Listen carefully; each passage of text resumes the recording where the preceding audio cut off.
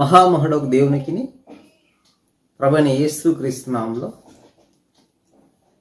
శుభాభివందనం తెలియజేస్తాం. ఈరోజు మనము చంచలత్వం గురించి మనము తెలుసుకున్నాం. అసలు చంచల హృదయులు ఎలా ఉంటారు? అయితే దేవుని యందు భయభక్తులు కలిగి చంచల హృదయం కలిగిన వారిని గురించి, దేవుని యందు భయభక్తులు లేక లోకములో చంచలైన వారి గురించి మనము తెలుసుకుందాం, చదువుకుందాం. మీరు త్వరపడి చంచల మనస్కులు కాకుండా వలననియు బెదరకుండా వలననియు యేసుక్రీస్తు రాకడను బట్టి మనము ఆయన యొద్ద కూడుకొనుటను బట్టి మిమ్మల్ని వేడుకొనుచున్నాము. ఈ అపొస్తలుడైన పౌలు ఏమంటున్నాడంటే, మీరు త్వరపడి చంచల మనస్కులు కాకుండుడి. అంటే చంచలత్వం అంటే స్థిరత్వము లేని మనసులు, అంటే స్థిరమైన హృదయము లేని వారు. చంచలము అంటే చంచల గుణం అనేది నీటికి మొదటగా ఉంటుంది. ఈ నీటికి అనేది చంచలత్వం ఎక్కడగా ఉంటుంది. ఎక్కడ దిగువ ప్రాంతం ఉంటే అక్కడ వెళుతూ ఉంటాయి. అయితే పౌలు అంటున్నాడు, మీరు త్వరపడి చంచలు కాకుండుడి, అంటే ఎక్కడ పడితే అక్కడ వెళ్ళకుడి. కొందరు ఏమంటున్నారంటే, ఇదిగో ప్రభు ఈ దినం వచ్చినాడని చెప్తూ ఉంటారు.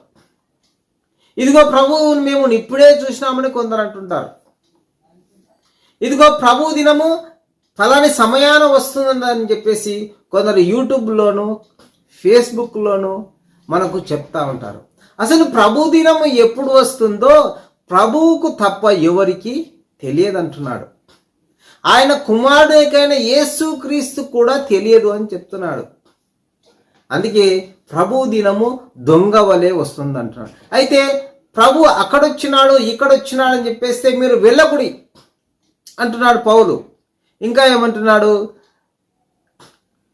సూచక్రియలైనను మహత్కార్యములైనను జరిగినను అక్కడికి వెళ్ళకుడి.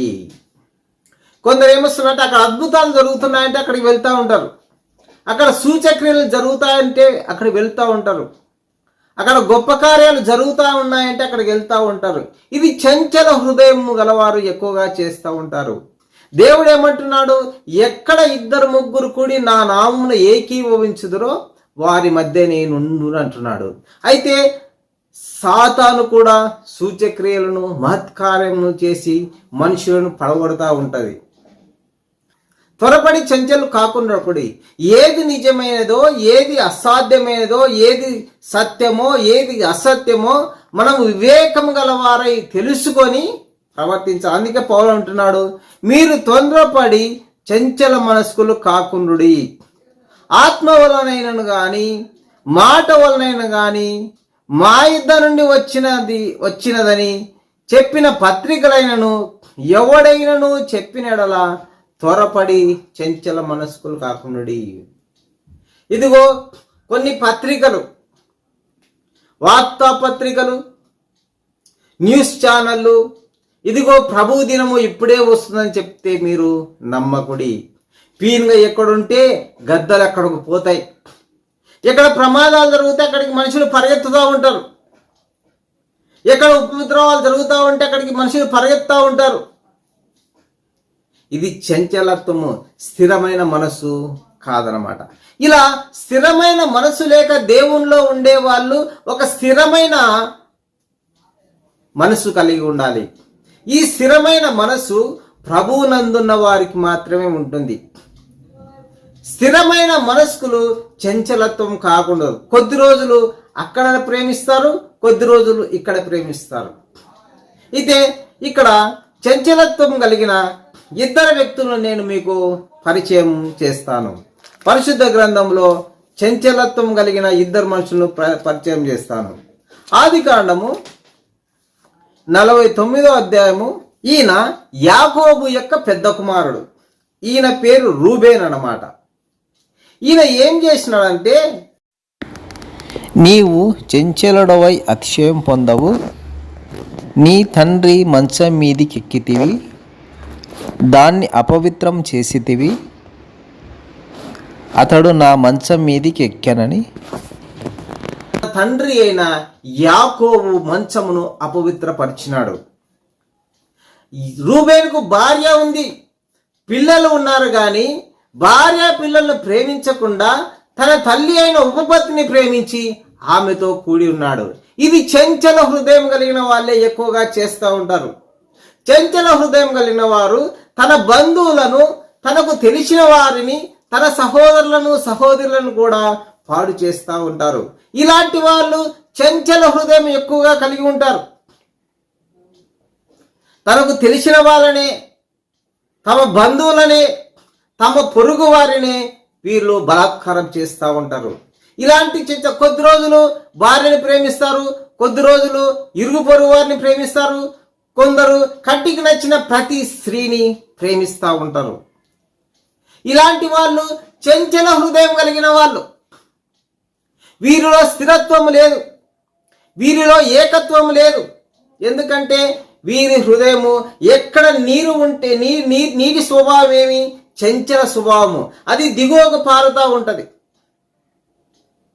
కొందరు అవసరాన్ని బట్టి, తమ అవసరాలను బట్టి మాట మారుస్తూ ఉంటారు. తమ అవసరాల కోసం ఇతరులను పొగుడుతూ ఉంటారు. నీ అవసరం కోసం ఏదైనా వచ్చినప్పుడు ఎదుటివాది న్యాయమైనను అన్యాయంగా మారుస్తూ ఉంటారు. ఎదుటివాది నీతి అయినను అవినీతిగా మారుస్తూ ఉంటారు. ఎందుకంటే అవసరం నీది. ఈ చంచల హృదయాలు ఎదుటి వారిని ఎక్కువగా పొగుడుతూ ఉంటారు. ఎందుకంటే తన దృష్టికి అక్కడ గొప్ప అనిపించుకోవాలని.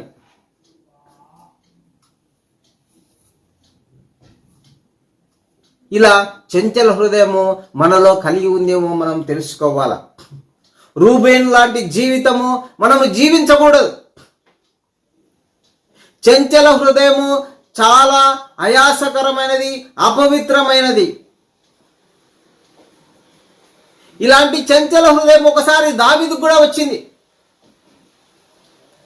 అతడు సాయంకాల సమయంలో మిద్దె పైన నడుస్తుండగా అతని హృదయము చంచల హృదయంగా మారిపోయి ఒక స్త్రీని తీసుకొచ్చుకొని పాపం చేస్తున్నాడు. ఇలాంటి చంచల హృదయులు తమకు తెలిసిన వారినే, తమ బంధువులనే హతమారుస్తూ ఉంటారు.